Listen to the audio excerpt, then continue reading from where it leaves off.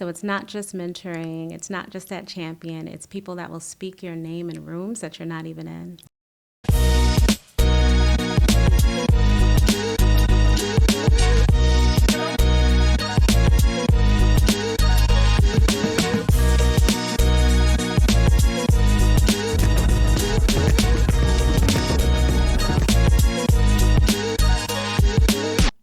Hello and welcome to the BOW Collective Podcast. My name is Dr. Avis and I am excited to be here with the incredible Mindelyn Anderson. How are you doing today, Mindelyn? I am well today. It's good to see you, Dr. Avis. It's great to see you too. So can we start off with you just telling us a little bit about what you do?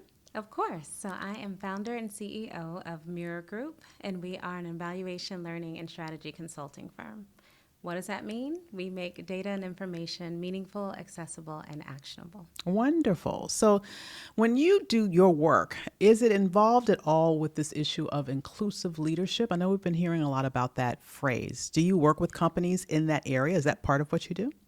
That's a great question. We work with learning organizations. Okay. So those who really want to understand their programming, the work that they're doing, and their funding, and how that aligns with their mission, their vision, and their values.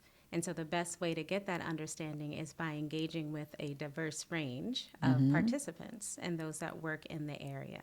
So in that way, inclusion is very important to us because we not only communicate with boards and executive leadership, but also vice presidents, those that are directing programs, grantees, and community. And so what sort of data collection do you do? And why is that important in order for those organizations to work effectively? That is a great question. We deal with data in all shapes, sizes, and forms. And so that's quantitative data, the numbers, the statistics, the analysis that goes along with that.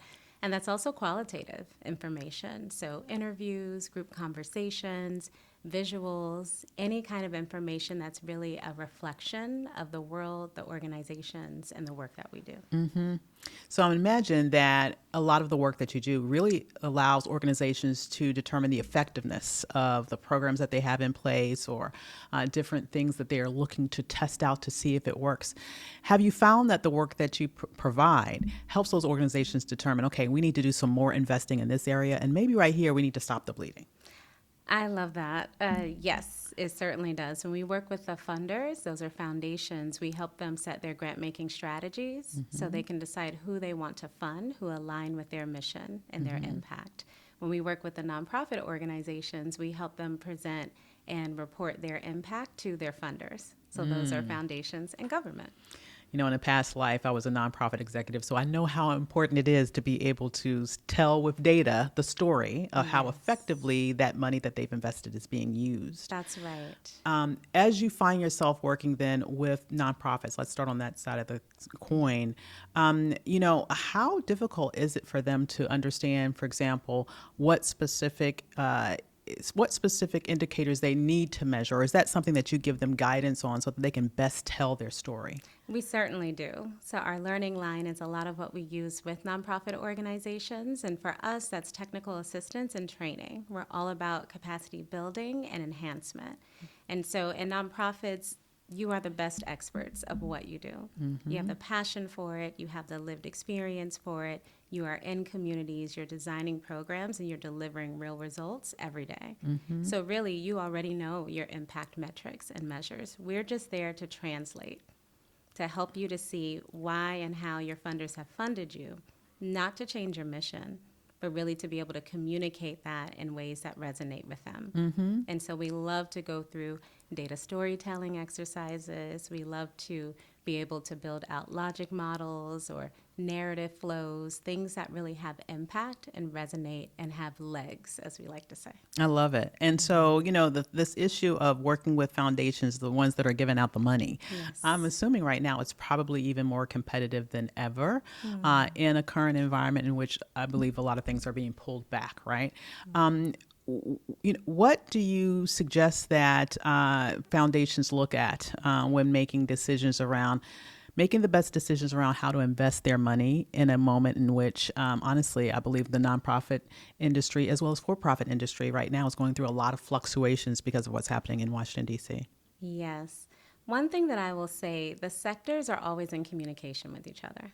So philanthropy is also known as the social sector or the third sector. What does that mean? Philanthropy is corporate dollars turned nonprofit. Right? And then you have government, which is in the public space. And so they're always in communication with one another. One of the things that really distinguishes us is that we work with foundations and funders that are about systems change and transformation, just like we are. And so when these new developments happen, there's always a long-term strategy that's at play. And so what are the immediate tactics that keep you aligned with your mission, vision, and values, but also aware, context aware of what's happening? And so some of our guidance is really around long-term funding.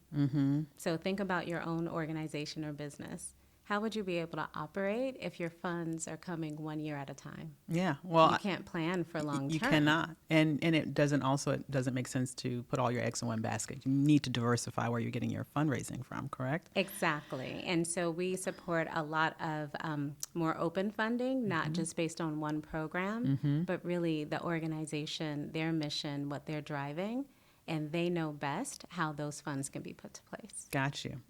I'm also wondering, because I hear you saying that you work a lot in the sort of the social change space. Is that correct? Yeah, that's fair. And honestly, for me, I see that as a space that is critically important, probably even more important now than ever. But I also believe that it likely is facing some of the biggest challenges it's seen in the past 50 years or so. What advice would you give to nonprofit organizations, activists, social change agents, even those foundations that are looking to fund those organizations that may be targeted by a hostile government? Let's just be real about that.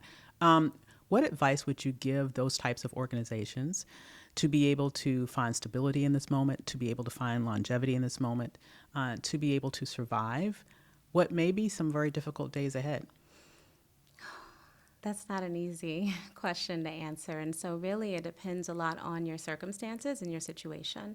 One of the things that we talk about often in the BOW is collaboration and the importance of that. So some of that thriving for the long term sometimes mean you're going to collaborate with other organizations. That may mean consolidation, right? And that's not a loss. It's actually an enhancement to be able to come together with another organization that's aligned the way that you are, lean into your complementary strengths, and be able to weather and continue to deliver the programming and the impact that you have in mind. So that's one way, but there are others that we discuss as well. Well, I think that's really a brilliant strategy, and I hope people listen to you because, just like in for-profit spaces, sometimes nonprofit spaces can get very competitive. I'm hearing you say cooperation over competition is the key. That is it. And part of that cooperation and collaboration is with the funder. Yes. Right? And so a lot of the processes that we engage with, grantees are part of setting the grant making strategy. It's not something that's just delivered to them from funders, but they're able to say, here are our pain points. This is the kind of funding and resources and support, or grant making plus, as we love to call it, that will really support us for the long term. And when funders hear that early and often, they can make that case, gain those authorizations with their boards, and be able to come back with multi-year, multi-tiered funding and resource support. And that's what really supports our nonprofit sector. So you have been able to grow a very, very successful business in this space. And I would say one of the few Black women that I know of in the space doing what you do at this high level. So first of all, kudos and congratulations on that. But secondly, here as part of the BOW Collective, we have 3 themes that we're looking to lean into as choices of where we need to focus our attention in order to grow even higher over the course of this year. And so I have 3 cards here, and you are going to select a theme, and from there we have a question for you. Boost. Boost. Okay. So let me find the question for boost. Okay, hold on. There's a specific question there for you. Okay. Okay, so when we're looking at the boost question, boost is all about this. What's the biggest boost you've ever received in your career? Was it a mentor, a moment, or a mindset shift? Wow. Excellent question. I will say, you said I'm one of the few Black women that doing this work. Yes. I am not the only one. And so when I think about Boost, I think about that sponsorship.